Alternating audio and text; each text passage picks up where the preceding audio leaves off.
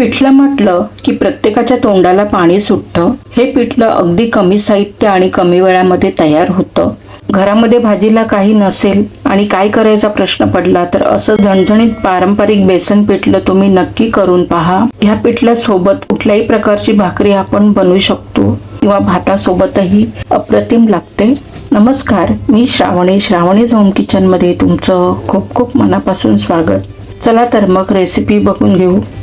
तर बेसन पिठलं करायला प्रथम 1 वाटी बेसन किंवा चण्याचं पीठ घेतलं आहे. तर हे पीठ आपण चाळून घ्यायचं आहे. बेसन चाळलं की एकतर त्यातला कचरा वगैरे असेल तर निघून जातो आणि दुसरं म्हणजे हे पीठ पाण्यामध्ये भिजवताना त्याच्या गुठळ्या तयार होत नाहीत. तर हे पीठ चाळून झाल्यावर इथे मी 30 वाटी भरून पाणी घेतलेलं आहे. हे पाणी थोडं थोडं घालून बेसन पाण्यात भिजवून घ्यायचं.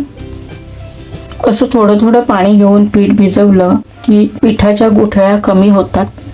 तर हे 1 वाटीत बेसन भिजवलेलं आहे. आता ह्यात अजून 1 वाटी पाणी घालून बेसन छान मिक्स करून घ्यायचं. यात 1 वाटी बेसनला 2 वाटी पाणी वापरलेलं आहे. आता हे मिश्रण 15 ते 20 मिनिट झाकून बाजूला ठेवून देऊयात. आता इथे 2 तिखट आणि 2 कमी तिखट मिरच्या घेतल्या आहेत.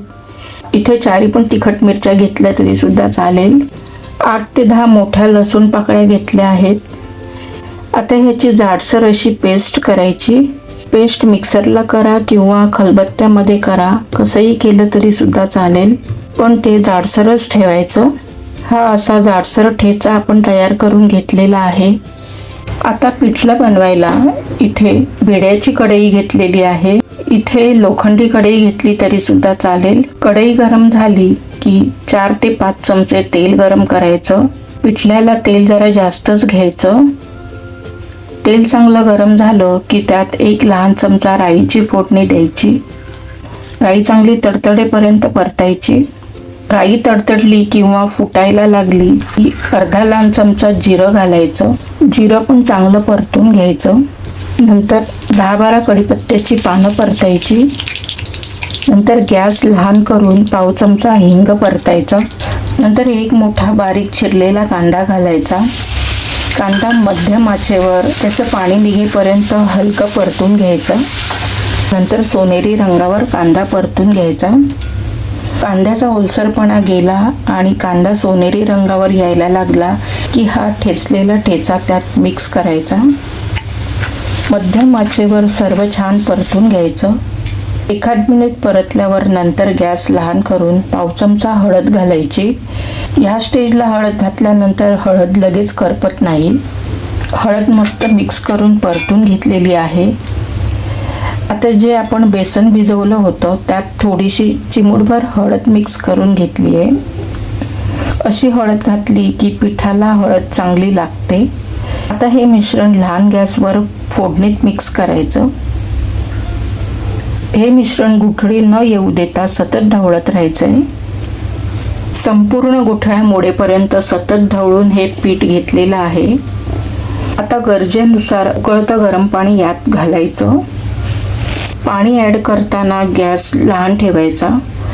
इथे मी 1 ग्लास पाणी ॲड केलं आहे. आता पिठलं गुठळी न होऊ देता सतत 10 ते 12 मिनिट सैलसर होईपर्यंत शिजवायचं. 10 ते 12 मिनिटांनी पिठलं थोडं आटलं की चवीनुसार मीठ घालायचं. मिश्रण ढवळून घ्यायचं. आता हे मिश्रण अर्ध शिजलं आहे. तर त्यात पुन्हा 1 ग्लास गरम पाणी घालून पिठलं चांगलं ढवळून मध्यम ते लहान आचेवर 10 ते 12 मिनिट झाकण लावून शिजवायला ठेवायचं. मध्ये मध्ये झाकण काढून 1 ते 2 वेळा ढवळून घेतलं आहे. आता 10-12 मिनिटात पिठलं चांगलं शिजून थोडं घट्ट झालंय. इथे पिठलं जास्त घट्ट केलं तर ते नंतर अगदीच घट्ट होणार, म्हणून आपल्याला पाहिजे तसं पिठलं ठेवायचं आहे. थोडंसं पातळ ठेवलं की पिठलं नंतर हळूहळू घट्ट होतं. आता यात भरपूर सारी कोथिंबीर घालायची. तर असं हे पिठलं आता छान तयार झालेलं आहे. ते झाकण ठेवून बाजूला ठेवून घेऊ. आता पिठलं आहे म्हटल्यानंतर कुठली पण भाकरी चालते. तर आता आपण इथे ज्वारीची भाकरी करूया.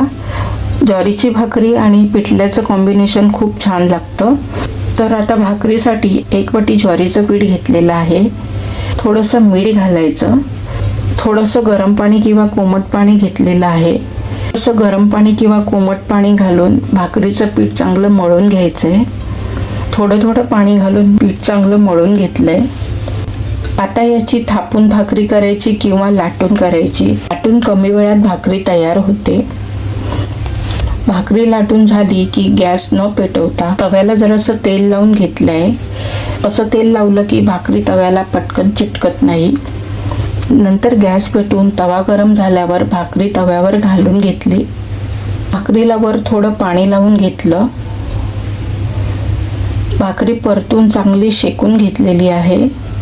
ही अशी आता ज्वारीची भाकरी पण तयार झालेली आहे. तर आता हे प्लेटमध्ये काढून घेऊया. मस्त असं पारंपरिक बेसनाचं पिठलं तुम्ही बघू शकता. पिठल्याला चांगला रंग सुद्धा आलेला आहे. हे पिठलं कुठल्याही भाकरी सोबत चांगलंच लागतं. तसंच भाताबरोबर सुद्धा सुंदर लागतं. पिठल्यावर लिंबू पिळून ज्वारीची भाकरी सोबत पिठलं खाणं म्हणजे स्वर्ग सुखच आहे.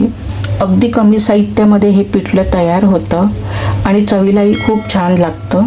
तर तुम्हाला जर आजची रेसिपी आवडली तर नक्की चॅनलला सबस्क्राईब करा. आजची रेसिपी बघितल्याबद्दल धन्यवाद.